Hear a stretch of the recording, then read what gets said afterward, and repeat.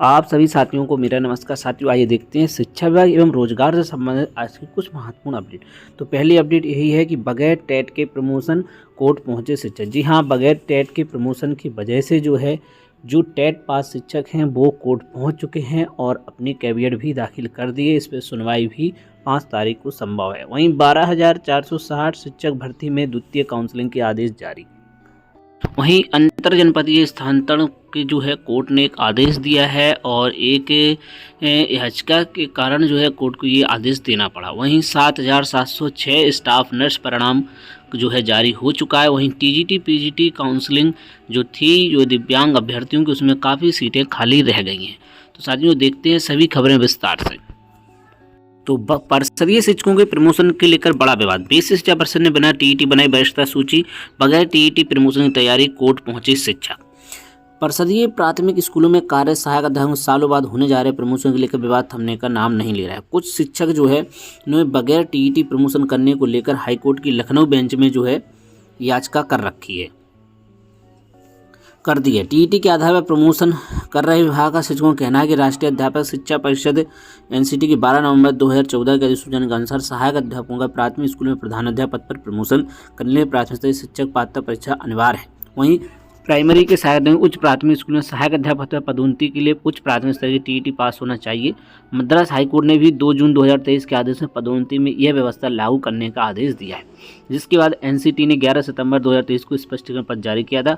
हालांकि प्रदेश के सभी 75 जिलों में टीईटी अनिवार्यता की अनदेखी की जा रही है, जबकि विश्व शिक्षा परिषद के अफसरों ने हाईकोर्ट में हल्फनामा दिया है कि प्रमोशन में समय समय पर जारी एनसीटी गाइडलाइन का पालन किया जा रहा है। तो अब देखना होगा कि इसमें कैसे पालन किया जाता है। वहीं प्रयागराज में 986 शिक्षकों का होगा प्रमोशन। जिले में 986 शिक्षकों का प्रमोशन होना है। ग्रामीण क्षेत्र के प्राथमिक विद्यालय में प्रधान अध्यापक की 958, जबकि नगर क्षेत्र में प्राथमिक स्कूलों में प्रधान अध्यापक और उच्च प्राथमिक के स्कूलों में सहायक अध्यापक के 28 पदों पर प्रमोशन होना है। पदोन्नति के लिए पदस्थापन की काउंसलिंग 6 जनवरी को होगी। जिले में मार्च 2009 से नियुक्त शिक्षक 14 साल बीतने के बावजूद पदोन्नति का इंतजार कर रहे हैं, जबकि नियमानुसार नियुक्ति के 5 साल बाद प्रमोशन मिल जाना चाहिए। तो पदोन्नति को लेकर के हाईकोर्ट में याचिका है और 5 तारीख को इसकी सुनवाई भी हो सकती है। अब देखना होगा कि जो स्कूल आवंटन की प्रोसेस चल रही है 6 तारीख को, उसमें कितना विघ्न आ सकता है। और भी अन्य महत्वपूर्ण अपडेट के लिए आप हमारे यूट्यूब चैनल शिक्षा विभाग को सब्सक्राइब कर लें, जहां पर आपको प्रमोशन से संबंधित और म्यूचुअल ट्रांसफर से संबंधित डेली अपडेट दी जाती है। कार्यालय सचिव उत्तर प्रदेश बेसिक शिक्षा परिषद प्रयागराज की ओर से 12,460 सहायक अध्यापक भर्ती प्रक्रिया में शैक्षिक अभिलेख परीक्षण एवं काउंसलिंग कार्रवाई दिनांक 5/1/24 को जनपद स्तर पर आयोजित की जा रही है, जिसके संबंध में आदेश जारी किया जा चुका है और विज्ञप्ति भी इसकी जारी हो गई है। यह द्वितीय काउंसलिंग और विभिन्न जनपदों में आयोजित होगी। अब इसमें यह देखना होगा कि ओपन टू ऑल होती है या सिर्फ मेरिट गिरा करके उसी जनपद को में आवेदन करने वाले अभ्यर्थियों की काउंसलिंग होती है। इसके लिए दिशा निर्देश अभी जारी होना शेष है। वहीं फर्जी अवकाश लेने वाली 3 शिक्षकों से की जाएगी वेतन की रिकवरी। कूटरचित छुट्टी लेने के मामले में बेसिक शिक्षा अधिकारियों के तेवर सख्त। बलरामपुर से अपडेट है। यहां पर बेसिक शिक्षा विभाग के परिषदीय विद्यालय में अधिकारियों की नाक के नीचे ऑफलाइन अवकाश के नाम पर फर्जीवाड़े करने वालों की अब खैर नहीं। कूटरचित अवकाश में पोल खुलने के बाद जिला बेसिक शिक्षा अधिकारी के तेवर सख्त हो गए हैं। श्री दत्तगंज शिक्षा क्षेत्र में अवकाश अस्वीकृत होने वाली एक शिक्षिका ने जाली प्रपत्र कर विद्यालय से छुट्टी ले ली थी। स्क्रीनशॉट को संशोधित कर अवकाश का पत्र भी प्रस्तुत करते हैं, जो अपराध की श्रेणी में आता है। बीएससी की जांच में भ्रष्टाचारी कलाई भी खुल गई है। बीएससी ने 7 शिक्षकों को निलंबित किया था। इनमें से 3 की बहाल करते हुए दीर्घ दंड की श्रेणी में कार्रवाई की। अब इन शिक्षकों से अवकाश के नाम पर लिए गए वेतन भुगतान की कार्रवाई कराई जाएगी। तो इस प्रकार के अवकाश लिए गए हैं, वो CCL भी ली गई है। यहाँ पर आप यहाँ देख सकते हैं। तो यहाँ पर देखें कि 27 मार्च 2023 से 18 मई तक बाल देव का अवकाश भी कूटरचित पाया गया। प्राथमिक विद्यालय गौरकी ने पवार भी कूटरचित अवकाश के आरोप में निलंबित हुए। यही नहीं, परवीन जहां से 25 नवंबर से 24 जनवरी 2020 और 4 जनवरी से 4 मार्च 2021 तक के अवकाश में गड़बड़ी मिलने पर वेतन रोका गया है। तो इस प्रकार की कार्रवाई हुई है और 50,000 से अधिक की रिकवरी की जा सकती है। इस प्रकार की अपडेट यहाँ पर जारी की गई है। आप देख सकते हैं यहाँ पर फर्जी अवकाश लेने वाली 3 शिक्षकों से की जाएगी वेतन की रिकवरी। वहीं सचिव को HIV पीड़ित शिक्षक के स्थानांतरण निर्णय लेने का निर्देश। इलाहाबाद हाईकोर्ट ने बेसिक शिक्षा परिषद प्रयागराज के सचिव को HIV पीड़ित सहायक अध्यापक के अंतर जनपदीय स्थानांतरण आवेदन पर सहानुभूतिपूर्वक विचार कर निर्णय लेने का निर्देश दिया। कोर्ट ने कहा है कि HIV गंभीर बीमारी है, किंतु 27 दिसंबर 2016 को जारी शासनादेश में से शामिल नहीं किया। कोर्ट ने कहा उत्तर प्रदेश बेसिक शिक्षा अध्यापक सेवा नियमावली के तहत सचिव बेसिक शिक्षा परिषद को असमान परिस्थिति में में निर्णय लेने का अधिकार प्राप्त है। इसलिए सचिव याची के प्रत्यावेदन पर सहानुभूतिपूर्वक विचार करते हुए 6 सप्ताह में सकारण आदेश पारित करें। यह आदेश न्यायमूर्ति मंजीव शुक्ल ने बहराइच में नियुक्त HIV पीड़ित सहायक अध्यापक की याचिका पर दिया है।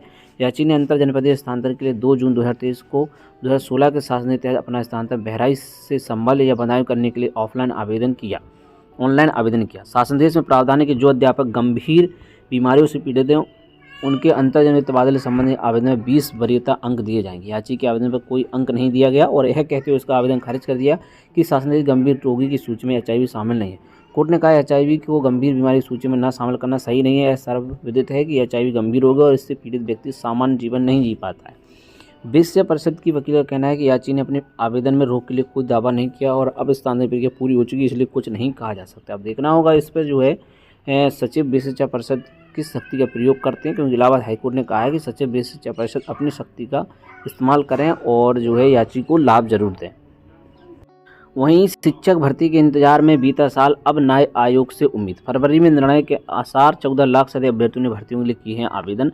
प्राइमरी से उच्च शिक्षक भर्ती के इंतजार में पिछला साल बीत गया है। परिषदीय स्कूलों के साथ अशासकीय महाविद्यालयों, अशासकीय एवं राजकीय माध्यमिक विद्यालयों में कोई शिक्षक भर्ती नहीं हुई। अभ्यर्थियों को अब नए शिक्षा सेवा चयन आयोग से उम्मीद है, जिसकी गठनीय प्रक्रिया इस साल फरवरी के पहले सप्ताह तक पूरी हो सकती है। वहीं परिषदीय विद्यालयों में भी 5 साल से शिक्षक भर्ती नहीं हुई है। अशासकीय माध्यमिक विद्यालयों में सहायक अध्यापक TGT और प्रवक्ता PGT के 4163 पदों पर भर्ती के लिए अगस्त 22 में आवेदन की प्रक्रिया पूरी हो चुकी है। इसके लिए 13 लाख से अधिक अभ्यर्थियों ने आवेदन किया है और उन्हें 1.5 साल से परीक्षा तिथि घोषित होने का इंतजार है। इसी तरह अशासकीय महाविद्यालय में विज्ञापन संख्या 51 के तहत असिस्टेंट प्रोफेसर के 1017 पदों पर भर्ती के लिए भी अगस्त 22 में आवेदन प्रक्रिया पूरी हो चुकी है।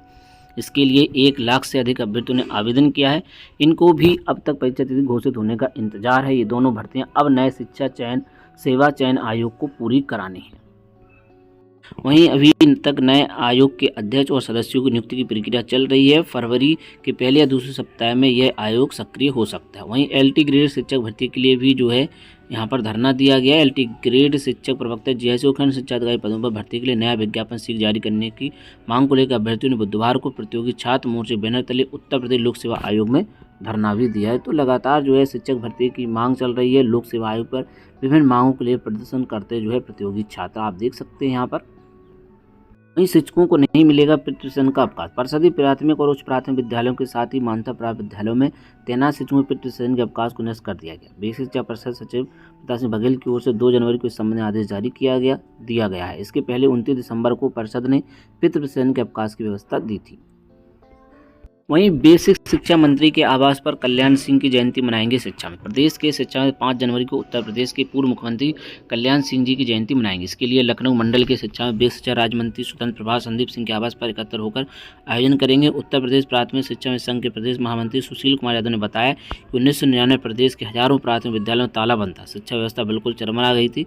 विश्व बैंक ने इस स्थिति को सुधारने के लिए जल्द कदम उठाने के लिए कहा था। इस पर यूपी के तत्कालीन मुख्यमंत्री माननीय श्री कल्याण सिंह जी ने शिक्षा मंत्री की पहली नियुक्ति की थी। सुशील यादव ने कहा, इस समय सभी शिक्षा में स्नातक और PTC उत्तीर्ण है। अब शिक्षा में तो बेसिक शिक्षा मंत्री और मुख्यमंत्री से अपने भविष्य को सुरक्षित करने की उम्मीद है। शिक्षा में अपने स्थायीकरण के लिए आंदोलित हैं और लगातार मांग भी कर रहे हैं। नहीं मिले योग्य अभ्यर्थी, 60 में से 55 सीटें रह गईं खाली। जी हां, प्रदेश के सहायता प्राप्त माध्यमिक विद्यालयों में TGT PGT 2021 में विशेष वर्ग में खाली पड़ी 60 सीटों पर नियुक्ति के लिए बुधवार को शिक्षा निदेशालय में काउंसलिंग कराई गई। इसमें विभिन्न श्रेणी के दिव्यांग, भूतपूर्व सैनिक, स्वतंत्र संग्राम सेनानी कोटे की सीटें स्थापित की गई। कई सामान्य वर्ग के अभ्यर्थी काउंसलिंग पहुंचे, जिनको वापस करा दिया गया। उप शिक्षा निदेशक माध्यमिक 2 प्रमोद ने बताया कि विशेष वर्ग के चयन अभ्यर्थियों की कार्यभार गणना करने के कारण TGT के 58 और PGT के 2 पद खाली रह गए थे। इसके साथ ही TGT PGT 16 और 21 के रिक्त पदों के लिए फिर से काउंसलिंग की तैयारी चल रही है। तो TGT PGT में 60 में से 55 सीटें यहाँ पर खाली रह गई, मात्र 5 सीटें ही भर पाएंगे। वहीं 7,706 संविदा स्टाफ नर्स का भर्ती परिणाम जारी। 1 साल बाद राष्ट्रीय स्वास्थ्य मिशन NHM उत्तर प्रदेश ने 7,706 संविदा स्टाफ नर्स भर्ती परिणाम जारी कर दिया है। नवंबर 22 में इसकी भर्ती प्रक्रिया शुरू की गई थी और अब इसका रिजल्ट घोषित कर दिया गया। अभ्यर्थियों ने इसके लिए कई बार धरना भी दिया था। NHM की ओर से इन चयनित अभ्यर्थियों को जल्द जिला आवंटित किया जाएगा। संविदा पर भर्ती हुई इन स्टाफ नर्स को 16,500 रुपये से लेकर 18,500 रुपये प्रति महीने मानदेय दिया जाएगा। अलग अलग स्वास्थ्य योजना के अनुसार इन्हें मानदेय देने की व्यवस्था है।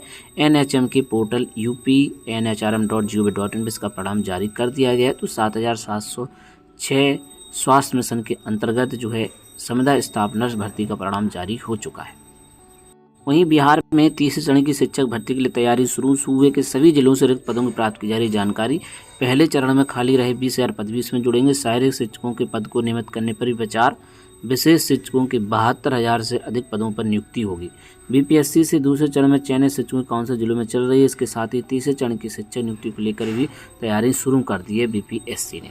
तो बिहार में इस समय बड़े स्तर पर भर्तियाँ चल रही हैं और शिक्षकों के खाली पदों को भरने का एक अभियान यहाँ पर चल रहा है। वहीं आधार कार्ड को लेकर एक अपडेट है। आधार में जन्मतिथि एक और नाम केवल 2 ही बार बदल सकते हैं। जी हाँ, आधार कार्ड में जन्मतिथि और नाम सिर्फ केवल 2 बार ही बदल सकते हैं। आधार में जन्मतिथि 1 बार और नाम 2 बार आप बदल जा सकता है। तो साथियों 12,460 शिक्षक भर्ती के बचे पदों पर काउंसलिंग 5 को होने जा रही है, जिसको लेकर के basiceducation.up.gov.in पर विस्तृत दिशा निर्देश शाम तक जारी हो जाएंगे। तो उम्मीद है वीडियो आपको पसंद आया होगा और भी अन्य शिक्षा विभाग की महत्वपूर्ण अपडेट्स और रोजगार से रिलेटेड महत्वपूर्ण जानकारी के लिए आप हमारे यूट्यूब चैनल शिक्षा विभाग को सब्सक्राइब कर लें। साथ ही आप व्हाट्सएप ग्रुप और टेलीग्राम ग्रुप के माध्यम से भी हमसे जुड़ सकते हैं। तो साथियों मिलते हैं किसी नेक्स्ट वीडियो में और नई अपडेट के साथ, नई जानकारी के साथ। जय हिंद।